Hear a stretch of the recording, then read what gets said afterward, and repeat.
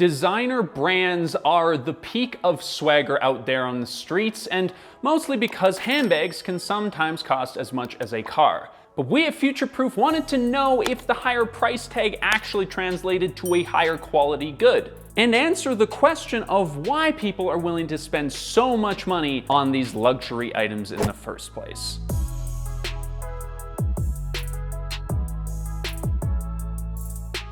Now, owning designer goods wasn't always the flex that it is now. Back in the Middle Ages, luxury was seen as sinful because it was linked to all those earthly pleasures and vices like getting drunk on mead at your local medieval pub crawl. Even if you look at the root of the word, you'll find terms like debauchery, lust, and sinful self-indulgence. Everything changed though with the Renaissance, when there was this revolutionary idea that it was actually okay to appreciate the beauty and joy of life, which made luxury goods seem a heck of a lot more appealing. But don't get me wrong, even from the beginning, this movement had definite social inequalities built in. Luxury items were for the wealthy and elite, which put a huge rift between them and the working class. King Louis and Marie Antoinette had an absolutely stellar drip while their people suffered, and we all know about how that turned out for them, because they were beheaded, like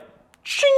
Today, luxury goods are still for the wealthy elite, but things aren't maybe as dramatic as they were during that revolutionary time. And this is why we have a designer fashion industry and a fast fashion industry. Both of these industries know who they are appealing to. Either it's the rich people who can drop $10,000 on a handbag, or it's shoppers who just want a $20 pair of jeans. Now, most designer brands that we hear about in the Cardi B songs started as a family-run fashion house in Europe about 100 years or so ago. From the beginning, the idea was that these designer brands cared about craftsmanship and the quality of their materials. Ownership was passed down through family lines like royalty titles, and their small productions allowed the families to have close relationships with their clientele. But things changed as these brands became more successful and world-renowned. One of the oldest and most famous French fashion houses is Hermes, the creator of the famous Birkin bag, which is the most expensive bag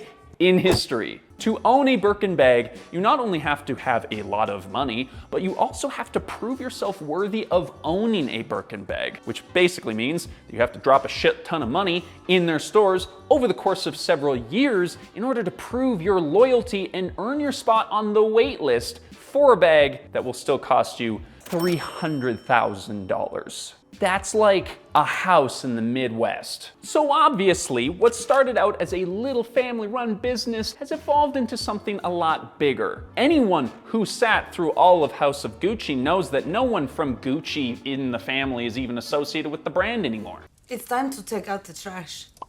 Much of the luxury fashion market is actually owned and controlled by two families, the Arnauts and the Pinauts. So that luxurious idea of a family-run business is just completely gone. And the alts are alt that is left.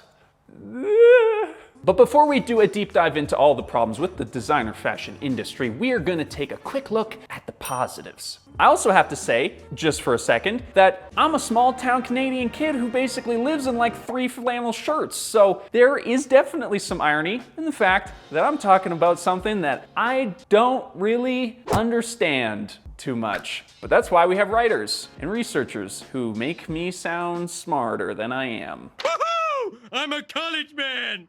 I won't need my high school diploma anymore. Now, maybe I don't have the greatest appreciation for this stuff, but I can say that fashion is an art form, and many people use fashion to express their personalities and feel that they are representing themselves authentically. So in some ways, luxury fashion is sort of like the highest form of that art, you could say. When you shop from designer brands, you're shopping straight from the source of a trend rather than the knockoff versions that's made down the way from cheaper brands. It's like getting Italian food in Italy versus all-you-can-eat breadsticks from Olive Garden. It's a higher quality and supposedly more authentic experience. Now, if you like where we're going so far, we're actually gonna come out with a part 2 to this video where we talk about knockoffs. So please subscribe to the channel and make sure that you're here for when we release that bad Sally, because it's gonna be a ride. Back on subject. At its best, designer fashion should be a better quality and finer craftsmanship than a lot of cheaper options. And we can see why you'd want to spend more money on something that lasts longer and has a real design heart and core to it. Unfortunately, designer brands today are not what they were in the past.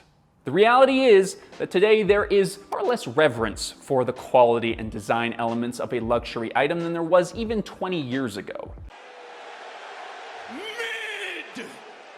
And the main reason for this is competition, but not from a sudden influx of deluxe luxury brands, but from the emergence of fast fashion. Today, fast fashion and designer brands look a lot more similar than they ever used to, but let's highlight their key differences for the sake of this argument. The age-old defense of designer brands is, as we have said, you're spending more money and you're getting a higher quality product that will last longer. Meanwhile, the fast fashion industry is putting all their time and energy into making a shirt that disintegrates after a single use. Designer brands release their new collections only a couple times a year at prestigious runway shows. Their merchandise is often highly exclusive and requires a waiting list to get into it, versus those fast fashion brands which release single items every single week or every single day and sell them at cheap discount prices online or from big box stores. They couldn't be more different. If you are interested in learning about the madness that is our modern fast fashion world, you have to check out our video about Shein. It honestly blew my mind. Now, to the wealthy shopper, designer brands have to look like the antithesis of fast fashion because they want that elite experience. Market analysts have found that people who are after that high-end shopping experience actually prefer to pay higher prices for their goods. So you're not gonna see a 15% off sticker on your Louis V because the whole point of being a luxury shopper is that you can pay full price. So much so that it's actually becoming a marketing tactic for luxury brands to raise their prices to attract customers. Now, the question you've all been wanting us to answer. If the prices are that high, there's gotta be some extra special sauce in there that justifies it, right? On this channel, we have talked about how outdoor clothing brands have made these extra special leaps, both in quality and their ethical practices, to justify that crazy high price tag that some of them offer. But that's not what we're talking about today. In a perfect world, the price of an item directly reflects the quality of the item. So a shirt that costs $2,000 should be 100 times better in quality than a shirt that costs 20. But that's not how it works. Remember that ever since the Renaissance, owning luxury goods was the ultimate status symbol flex, which means you're not actually paying for supreme quality, you're paying for supreme flex. You want to have the Gucci logo slapped across your chest to show all the other kids at the playground how rich you are. Although, if you're a kid and you're wearing Gucci, your parents are absolutely. And this is the crazy thing, is that we all know this, right? We all understand this game. We know that the name doesn't actually mean quality and all that stuff, but somehow we all still put value on somebody's willingness to pay a bunch of money to have a particular thing on their shirt. God damn, I thought we weren't recording for a second. I almost peed my pants. Whew! Why are we like this? So no, a Gucci shirt is not going to be 100 times better than an Old Navy shirt. It also means that Gucci doesn't have 100 times better ethical standards than Old Navy either. So if there was any chance that you were an Armani fanboy and you're still here because you think, you know what, Armani's better because they treat people better than fast fashion brands. First off, I completely misjudged you. I didn't think the people who repped Armani cared about anything other than the drip. But here's where we're gonna burst your bubble anyway. According to the Clean Clothes Report, high-end brands are called out for paying garment workers low wages just as much as fast fashion brands. So yeah, they're using the same exploitative factory workers in destitute situations, paying them like 10 cents per shirt, and then they're selling them for the same price as an iPad. But oh yeah, it gets even worse. Because remember how we said that they produce fewer collections in a year than fast fashion brands? Turns out that that isn't even as true as it used to be. In an ironic turn of events, high-end designers actually need fast fashion brands to help them get out in front of younger customers. So they partner with brands like H&M